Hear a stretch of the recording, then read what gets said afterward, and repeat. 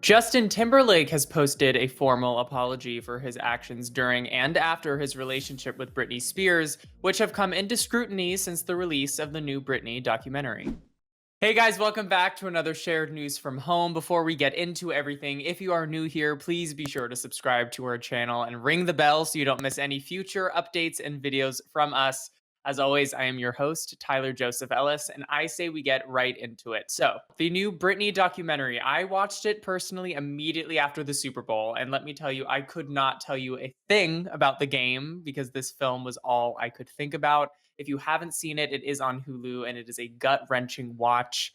If you're my age, older, younger, I think you'll find something really powerful in this documentary because I certainly remember all of the events that they talk about. So I say we get right into it. The film illuminated Justin Timberlake's role in Britney Spears' media downfall. That is part of the documentary. Of course, that's not what the entire thing is about. But before we get into Justin's very recent apology, here is a little context.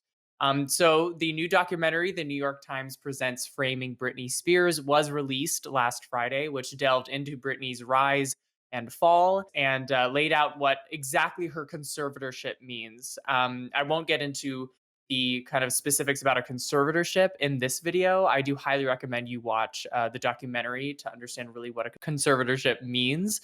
But for the sake of this video, we'll keep it we'll keep it here. So Justin Timberlake and Britney Spears, you may remember, dated back in the late 90s, early 2000s. They dated from 1999 to 2002.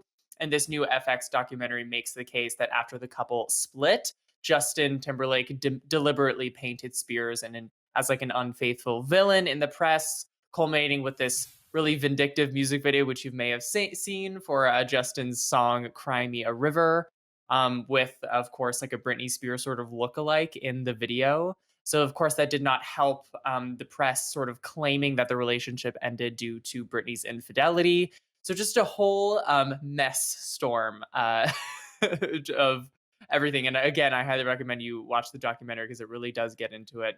The documentary also included an excerpt from a radio interview where Justin casually revealed intimate details about the relationship. Does not make Justin look very good in the past, I must say. And needless to say, people are upset. Fans are using hashtag We Are Sorry Britney to collect video receipts of celebrities saying things in the media that sort of tear down Britney Spears, and they're demanding apologies. And so we're seeing that on social media over the last week since the documentary was released. And amidst this deeper dive into Justin Timberlake's legacy in pop culture, people are recounting the 2004 Super Bowl, which you may or may not remember. Janet Jackson and Justin Timberlake performed together. During the performance, he ripped off her bodice, intending to reveal Janet's bra underneath, but instead her bare breast was broadcast live on international television. The incident is often referred to as Nipplegate. If you have ever heard that term, that's what this is about. And some argue that Janet still hasn't recovered from this moment. After this incident, she had to apologize repeatedly over and over again. She was banned from the 2004 Grammys. Her music was completely blacklisted, and her next album bombed despite its good reviews. So it was a really hard time for Janet Jackson, this whole event. And of course, Justin left this incident pretty unscathed. And you may remember he performed at the Super Bowl again in 2018. So sort of taking a time to pause with the information that I just sort of shared, people are re-examining not only Justin's sort of fame and actions, but a lot of other celebrities that are in this documentary, whether they be talk show hosts or otherwise, because people really did not treat Britney or women in general in this industry with a lot of respect during this time. Not to say we do now, but it's pretty brutal. And I think this documentary brought a lot to light, especially with this we're in. Looking back at actions not that long ago, it's pretty gut wrenching watching it. It's been nearly 20 years since Timberlake's breakup with Britney Spears, and 17 years since the Super Bowl incident. But people still think it's time for an apology. I mean, better late than never. And sure enough, Justin took to Instagram exactly a week after the documentary's release and released a statement apologizing to both Britney and Janet because both of these stories have sort of risen back to the top of sort of pop culture in the last week. He began with, quote, "I've seen the messages, tags, comments, and concerns, and I want to respond. I am deeply sorry for the times in my life where my actions contributed to the problem, or I spoke out of turn, or did not speak up for what was right. I understand that I fell short in these moments and in many others and benefited from a system that condones misogyny and racism." So he continued by saying, quote, "I specifically want to apologize to Britney Spears and Janet Jackson, both individually, because I care for and respect these women, and I know I failed." So his apology does continue. It's on his Instagram. You can go check it out.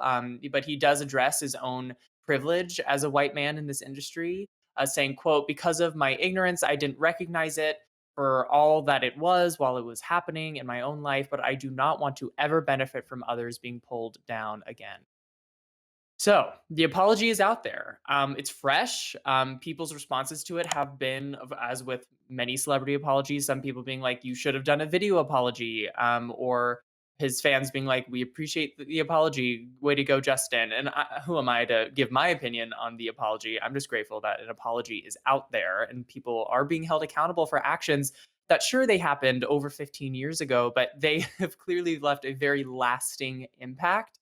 I don't think it's ever too late to address your mistakes. And I think this documentary, of course, was not only brilliant in explaining the hashtag Free Britney movement, which I think you've most likely seen in social media, and it can be fuzzy of what exactly that means. This documentary does explain it very well. But what this documentary also did, which is unexpected, which I didn't expect when I turned it on, is illuminated how skewed our views of celebrities are and our embarrassing patterned slut shaming of women in this industry and in media.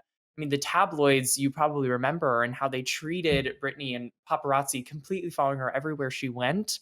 Clearly, it left a really, really dark impact on this international pop star.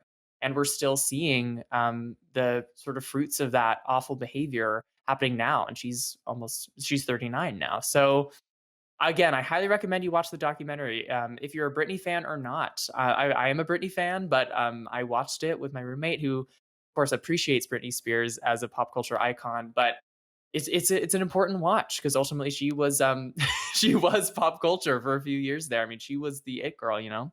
So that's all we have for you now. Of course, this is an ongoing. This Free Britney movement is ongoing, so most likely we'll be reporting on it again.